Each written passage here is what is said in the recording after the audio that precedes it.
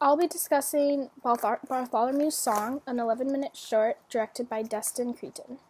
In particular, I'll be discussing framing and composition, as well as sound design. So to start with framing and composition, this short utilizes both symmetry and lack thereof, as well as framing to convey meaning and mood throughout the story.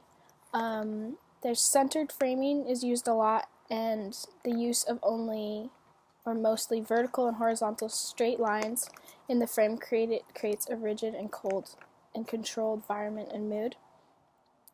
For instance, order is established through the geometric framing in this short, portrayed in the Bartholomews walking to and from work, as well as when they're standing in an assembly line.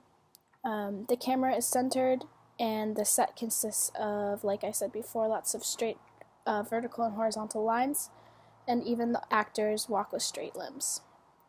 By establishing this robotic framing in the beginning of the film, the viewer pays more attention to things that break this framing pattern later on, which is very important.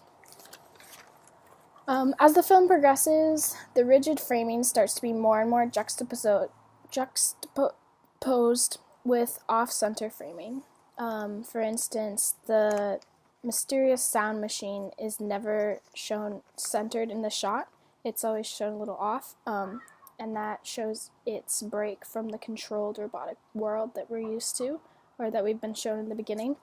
And also as the short progresses, Bartholomew 467 begins to be shot more and more off-center, like the sound machine, showing his liberation from this established world as well.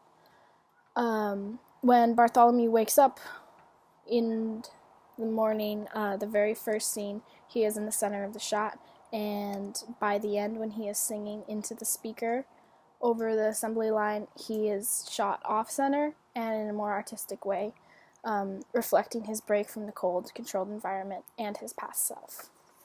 So next I'll be discussing sound design. Because of the overall lack of sound in the short, what little sound there is catches your attention more. So this makes the music machine have greater importance, as it's one of the only major sounds in the movie. Sound is also used to establish pattern and juxtaposition. Several times throughout the film, the speaker and the sound machine is shot the same way as the speaker in the assembly room. So although the visuals match, the sounds coming from them completely differ, changing the overall meaning and images and mood. Juxtaposition is also achieved in the opposite way, using different images with the same sound effects. So then an example would this be the routine of cutting defective blocks, including the sounds and visuals of the nice slicing, being wiped twice on the pants and then set down again at a perfect angle, has already been previously established for the viewer, and then along with the sounds that come with it, the very distinctive sounds.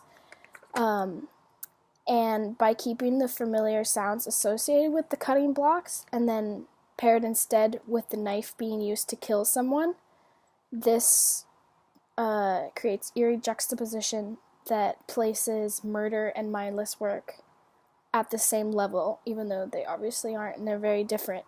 But this would not be possible without having the same sounds. So this further adds to the emotionless, sterile, robotic mood that runs through the whole story. And that's all. Thank you.